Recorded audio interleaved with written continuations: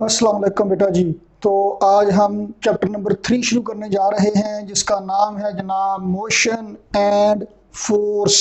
तो जनाब second chapter की तरह इस चैप्टर के भी दो हिस्से होंगे।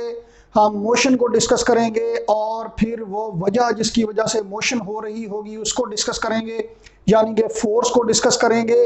तो इससे पहले कि हम मोशन को डिस्कस करें, हम कुछ जनरल बात डिस्कस करेंगे जी, कुछ जनरल टर्म्स डिस्कस करेंगे जिनका ताल्लुक मोशन के हवाले से होगा।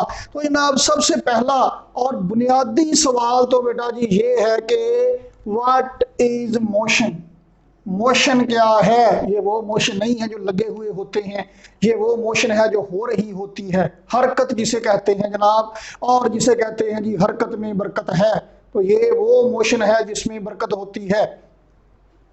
नाबियाली क्या होती है? Motion, movement. कब हम कहते हैं कि कोई बॉडी मूव कर रहा है, बॉडी हरकत में है, बॉडी मोशन में है? जनाब हम आसान तरीके से इस तरह से बात करते हैं कि जब कोई एक बॉडी, जब कोई एक जिस्म, जब कोई एक शख्स किसी दूसरे के लिहाज से अपनी पोजीशन चेंज कर रहा हो। When a body changes its position with respect to, with reference to any other object, any other body, then it is said to be in motion। कोई एक बॉडी किसी दूसरे के लिहाज से अपनी पोजीशन चेंज कर रहा हो या लोकेशन चेंज कर रहा हो, तब हम कहते हैं कि वो हरकत में है, वो मोशन में है। इसका मतलब ये है कि ये भी हो सकता है कि कोई एक बॉडी किसी एक के लिहाज से तो अपनी पोजीशन चेंज कर रहा है, लेकिन किसी दूसरे के लिहाज से वो अपनी पोजीशन ना चेंज कर रहा हो, ये भी पॉसिबल है। बस में बैठे हुए लोग एक दूसरे के लिहाज से अपनी पोजीशन चेंज नहीं कर रहे होते, लेकिन वो बस किसी बाहर किसी के लिहाज से अपनी पोजीशन चेंज कर रही होती है। तो सूरत हाल ये बनती है कि बस में बैठे हुए लोग एक दूसरे के लिहाज से तो हरकत में नहीं होते, रेस्ट पे होते हैं, और किसी तीसरे के लिहाज से, बाहर अपने एनवायरनमेंट के लिहाज से वो मोशन में होते हैं। तो इसका मतलब ये है जनाब कि पहली बात तो ये है कि मोशन में होना या रेस्ट पे होना, हरकत में होना या साकन होना is not an absolute term. ये कोई एब्सोल्यूट टर्म नहीं है, बल्कि ये रिलेटिव टर्म है। एक दूसरे के लिहाज से जब हम कहते हैं कोई बॉडी मोशन में है तो वो किसी के लिहाज से मोशन में होगा with respect to any other body. तो ये कोई स्टैंडर्ड बात नहीं है। मतलब हम ये नहीं कह सकते कि एक बॉडी हरकत में है तो वो जनाब हर एक जैसे मर्जी देखें, जहां से मर्जी देखें, जो मर्जी देखें वो हरकत में होगा, ऐसा नहीं है। तो वो किसी एक दो तीन चार के लिहाज से अगर मोशन में है तो किसी और के लिहाज से वो रेस्ट भी हो सकता है या साकन हो सकता है। तो it is quite a relative term. अब बात यह है जनाब कि मोशन को हमने स्टडी करना है।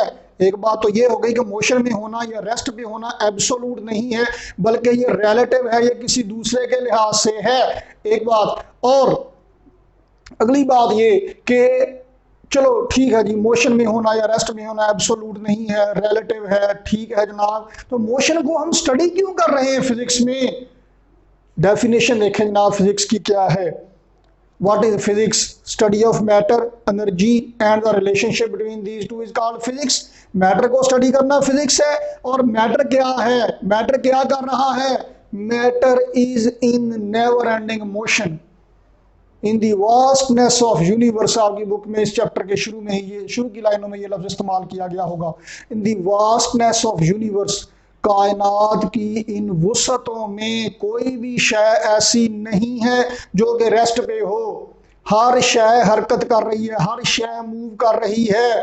कोई भी शय ऐसी नहीं है जो रेस्ट पे हो। अगर लगता है कि फलां शय जनाब वाली रेस्ट पे है तो वो किसी एक के, दो के या तीन के लिहाज से तो रेस्ट पे होगी, लेकिन किसी न किसी के लिहाज से वो लाजमी मूव कर रही होगी। ये पक्की बात है कि वो मोशन में होगी, जिसका भी आप तज़किरा करेंगे किसी दूसरे के लिहाज से।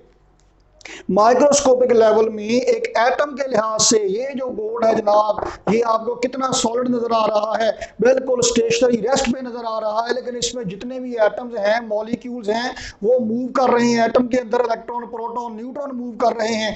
एटम मूव कर रहा है और कोई नहीं भी मूव कर रहा तो हल्का हल्का वाइब्रेट कर रहा होगा अपनी मीन पोजीशन पे। और इसी तरह से जितने भी मॉलिक्यूल हैं वो मूव कर रहे हैं, वाइब्रेट कर रहे हैं, उनमें रोटेटरी मोशन हो रही है।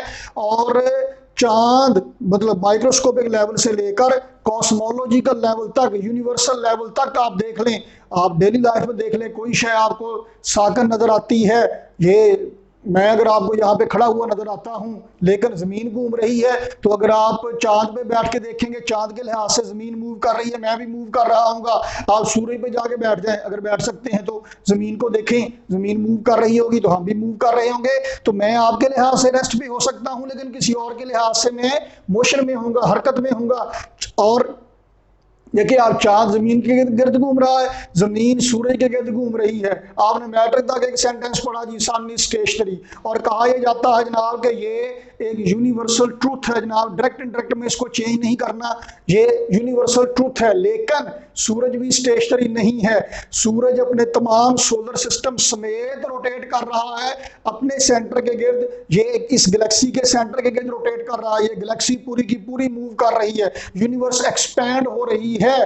तो हर शय जो कायनात में आपको नजर आती है, नहीं नजर आती, हर शय जिसका वजूद है, हर एक मटेरियल ऑब्जेक्ट वो मूव कर रहा है। तो जब मैटर मोशन में है, मैटर मूव कर रहा है, तो फिर हमने भी मैटर को स्टडी करना है, तो हमें मैटर की मोशन को भी स्टडी करना पड़ेगा। तो इसका मतलब ये है कि मोशन को स्टडी करना फिजिक्स में बहुत ही इंपॉर्टेंट है, इसके बगैर गुजारा होना ही नहीं। और मोशन अब बेटा जी होती है तीन तरह की, ट्रांसलेटरी मोशन, पहली कौन सी है जनाब, ट्रांसलेटरी मोशन, दूसरी तरह की है जनाब वाइब्रेटरी मोशन, और तीसरी तरह की है जनाब आली, आप समझ गए होंगे, ऑसिलेटरी मोशन। हम आपके सिलेबस में इन तीनों तरह की मोशंस को बारी बारी डिस्कस करेंगे, लेकिन इस चैप्टर में हमारा वास्ता ज्यादातर पड़ेगा जनाब ट्रांसलेटरी मोशन से, जब बॉडी सारे का सारा अपनी जगह चेंज करके चला जाता है, खास तौर पे वन डायमेंशन में होने वाली मोशन में, मतलब स्ट्रेट लाइन मोशन में, जिसे हम लीनियर मोशन या रेक्टिलिनियर मोशन भी कहते हैं। तो जनाब वाइब्रेटरी और ऑसिलेटरी मोशन को आने वाले चैप्टर्स में डिस्कस किया जाएगा। तो जनाब अली हम अब मोशन के हवाले से कुछ एक दो टर्म्स को डिस्कस करते हैं, उसके बाद आगे चलेंगे। तो पहली टर्म बेटा जी जो हम मोशन के हवाले से डिस्कस करने जा रहे हैं वो है जनाब क्या, डिस्प्लेसमेंट। क्या जी, डिस्प्लेसमेंट। मैं जरा सोना सा करके लिख लूं, लो जी, डिस्प्लेसमेंट क्या है, डिस्प्लेसमेंट, डिस्प्लेस, प्लेस का मतलब होता है जगह, डिस्प्लेस का मतलब होता है जगह से हटा देना, डिस्प्लेसमेंट हटाओ, कितना हटाया गया है जगह से, कितना रिमूव कर दिया गया, कितना उसको डिस्प्लेस किया गया है किसी बॉडी को। देखिए जनाब एक मिसाल से बात को समझने की कोशिश करते हैं। क्या है जनाब वाली डिस्प्लेसमेंट क्या है, देखिए आप यहाँ पे खड़े हैं जनाब, ये है पोजीशन ए, आप एक फ्रेम ऑफ रेफरेंस में मौजूद हैं, उस फ्रेम ऑफ रेफरेंस के लिहाज से आपके कोऑर्डिनेट है कोई ना कोई, यानी आपकी जो पोजीशन है इसका पोजीशन वेक्टर होगा, ओरिजिन के लिहाज से फासला होगा जो कोई भी हो सकता है।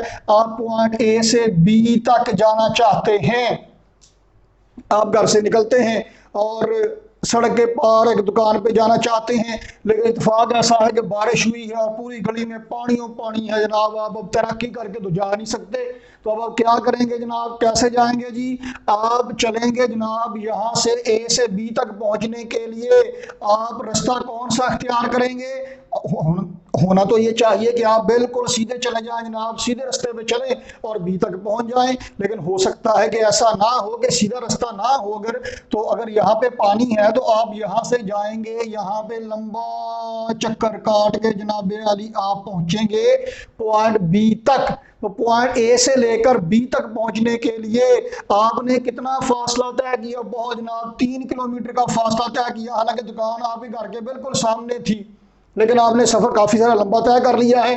तो ये ए से बी तक पहुंचने के लिए जो रास्ता आपने इख्तियार किया है ये क्या है जनाब, ये कहलाता है जनाब आली ट्रेवल्ड पाथ।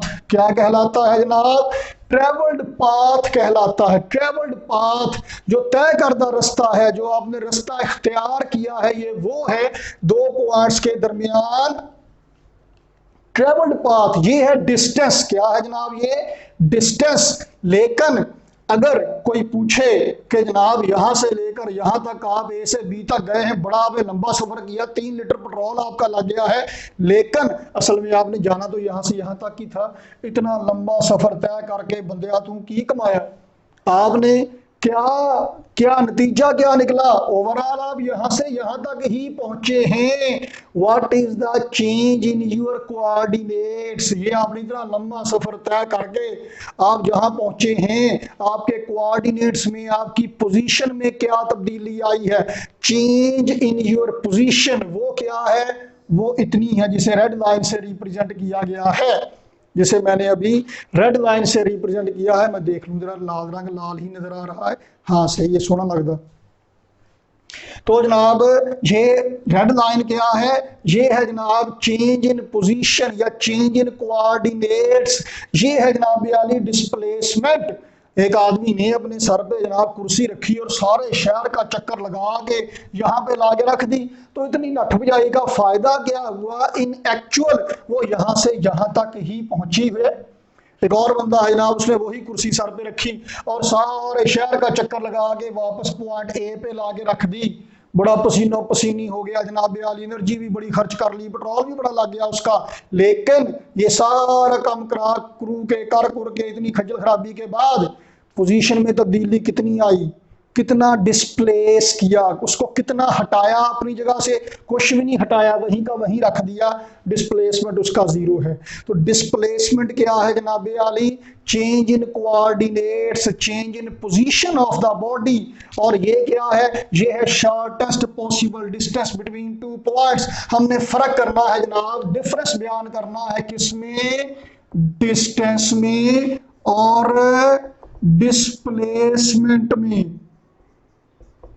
डिस्टेंस और डिस्प्लेसमेंट में क्या फर्क है, डिस्टेंस क्या है बेटा जी, travelled path of a body is called distance, sorry, travelled path of a body is called distance, और डिस्प्लेसमेंट क्या है, change in position of a body, change in coordinates of a body is called displacement. Shortest possible distance between 2 points is called displacement. Shortest possible distance या इसे कहते हैं straight line distance, सीधा रास्ता। चले A से B तक पहुंचने के लिए, इस दुकान तक पहुंचने के लिए हम कोई और रास्ता इख्तियार करते हैं, इधर से नहीं ठीक, इधर से कुत्ता पै जाता, तो हम एक और रास्ता इख्तियार करते हैं, इधर से होके ऐसे करके रास्ते में फूफी के पास से होके फिर हम पॉइंट बी पे पहुंच गए जी। अब ये एक ट्रेवल्ड पाथ है, ये एक और ट्रेवल्ड पाथ है, तय करदा रास्ता, ये कोई और है, ये कोई और है, एक और भी तय करदा रास्ता हो सकता है, एक और भी हो सकता है, एक और भी हो सकता है, एक और भी हो सकता है। तो 1 2 3 सीधे रास्ते से भी आप जा सकते हैं, अगर पानी ना हो रास्ते में दरमियान में इट्टे रख ले पहुंच जाए। 1 2 3 4 5 6 और 7 रास्ते बना दिए गए हैं। There are 7 possible paths between A and B, इससे ज्यादा भी हो सकते हैं, कितने हो सकते हैं, 2 पोजीशंस के दरमियान ट्रेवल्ड पाथ कितने हो सकते हैं जनाब, कितने ट्रेवल्ड पाथ हो सकते हैं, कितने पॉसिबल रास्ते हो सकते हैं 2 पॉइंट्स के दरमियान जनाब, बहुत सारे हो सकते हैं, इनफैक्ट इन्फिनिट हो सकते हैं। There can be many distances between 2 points, there can be many distances between 2 points, लेकिन there is only one displacement between 2 points। क्यों, डिस्प्लेसमेंट क्या है, पोजीशन में तब्दीली। वो कैसे निकालते हैं, जैसे सेकंड चैप्टर में हमने एक न्यूमेरिकल किया था, पहला न्यूमेरिकल हेड और टेल के कोऑर्डिनेट्स आपस में माइनस कर लिए थे, final position minus initial position करके ये बनेगा straight line path, shortest possible distance. 2 निकात के दरमियान बहुत सारे पॉसिबल रास्ते हो सकते हैं, लेकिन शॉर्टेस्ट पॉसिबल डिस्टेंस एक ही है, मुख्तसर तरीन रास्ता एक ही। अगर इसके अलावा कोई और इससे भी ज्यादा शॉर्ट रास्ता होता, फिर वो शॉर्टेस्ट पॉसिबल डिस्टेंस होता, ये ना होता। किसी ने पूछा जनाब, बड़ा मज़ेदार सवाल किसी आलम दीन से, कि जनाब खुदा कौन है। उन्होंने कहा जनाब जो सबसे पहले से है और जो सबसे एंड तक होगा वो खुदा है। सवाल पूछने वाला कोई बच्चा था या बच्चे जैसी बात कर रहा था, उसने कहा जी कि वो जो आप कह रहे हैं जो सबसे पहले से है वो खुदा है, तो अगर कोई उससे भी पहले से हुआ फिर? उसने कहा जनाब अगर कोई उससे भी पहले से है फिर वो खुदा है, फिर ये खुदा नहीं है। जब डेफिनेशन ये है जो सबसे पहले से है, जिसने सबको बनाया, जिसको किसी ने नहीं बनाया, तो जिसने सबको बनाया वो खुदा है। तो शॉर्टेस्ट पॉसिबल डिस्टेंस ये है, स्ट्रेट लाइन डिस्टेंस। अगर कोई इससे भी ज्यादा शॉर्ट रास्ता है तो फिर वो डिस्प्लेसमेंट है, फिर ये नहीं है, ये एक ही है। There can be only one displacement between two points, there can be only one displacement between 2 points, but there can be many distances between 2 points. distances बहुत सारे हो सकते हैं लेकिन डिस्प्लेसमेंट एक ही है। डिस्टेंसेस बहुत सारे हो सकते हैं लेकिन डिस्प्लेसमेंट एक ही है। और जो ट्रेवल्ड पाथ है, डिस्टेंस है, इसकी न्यूमेरिकल वैल्यू डिस्प्लेसमेंट से ज्यादा है। आप देखिए ये सारे लंबे रास्ते हैं, ये शॉर्ट रास्ता है, ये छोटा रास्ता है। Displacement is always less than distance unless, अगर कोई बंदा सीधे रास्ते पे चले तब डिस्प्लेसमेंट और डिस्टेंस सेम बन जाते हैं। चलिए ये बात हमने आगे जाके भी एक दफा कर लेनी है। तो डिस्टेंसेस दो पॉइंट्स के दरमियान बहुत सारे हैं, डिस्प्लेसमेंट दो पॉइंट्स के दरमियान एक ही है। कहते हैं जनाब जिंदगी में अगर आपने कुछ बनना है, जिंदगी में अगर आपने कुछ हासिल करना है तो सीधे रास्ते पे चलें। अक्सर लोग शॉर्टकट की तलाश में होते हैं। वो शॉर्टकट क्या है? Shortest possible distance between two points. वो जो शॉर्टेस्ट पॉसिबल डिस्टेंस है, वो जो शॉर्टकट है, वो सीधा रास्ता ही है। सीधा रास्ता ही मुख्तसर रास्ता है। अगर मुख्तसर नहीं है तो सीधा नहीं है, सीधा नहीं है तो मुख्तसर नहीं है। तो हमेशा जिंदगी में याद रखें कि सीधे रास्ते पे चलें, सीधा रास्ता ही मुख्तसर रास्ता है। वो यूफोन की एक ऐड आया करती है, कहते हैं सस्ती कार महंगी पड़ गई। Shortest possible distance, straight line distance, सीधे रास्ते को छोड़ के, सिराते मुस्तकीम को छोड़ के अब कोई भी रास्ता अख्तियार करेंगे हकीकत में वो लंबा ही होगा। तो जनाब डिस्प्लेसमेंट क्या है? Shortest possible distance between two points. तो जनाब डिस्टेंसेस बहुत सारे हो सकते हैं जबकि डिस्प्लेसमेंट एक ही है। और डिस्टेंस स्केलर क्वांटिटी है, डिस्प्लेसमेंट वेक्टर है, और इस वेक्टर की डायरेक्शन किधर को है? इनिशियल पोजीशन से फाइनल पोजीशन की तरफ। इनिशियल पोजीशन से फाइनल पोजीशन की तरफ है डिस्प्लेसमेंट का वेक्टर। इनिशियल पोजीशन पे इसकी टेल है और फाइनल पोजीशन पे इसका हेड है। डिस्टेंस को रिप्रेजेंट किया जाता है एस से और डिस्प्लेसमेंट को रिप्रेजेंट किया जाता है जनाब आली डी से। ये बात तो समझ में आती है कि डिस्प्लेसमेंट को डी से, वेक्टर क्वांटिटी है, वेक्टर का निशान लगा दिया, तो डिस्प्लेसमेंट को डी से रिप्रेजेंट किया जाता है और ये डी फॉर डिस्प्लेसमेंट।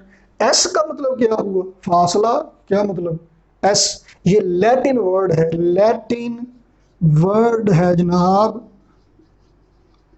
स्पेटियम, उससे उसकी एब्रीविएशन बनाई हुई है एस, स्पेटियम। इसका मतलब भी फासला ही होता है।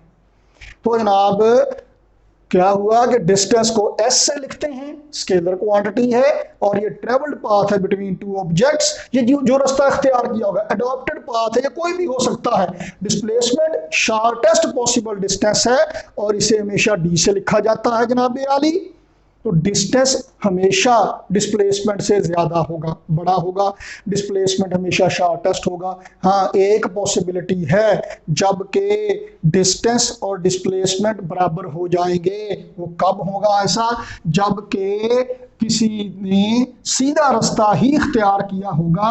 अगर सीधे रास्ते पे चलें तो फिर डिस्टेंस और डिस्प्लेसमेंट सेम हो जाते हैं। मतलब डिस्टेंस और डिस्प्लेसमेंट में डिफरेंसेस तो हमने डिस्कस कर लिए।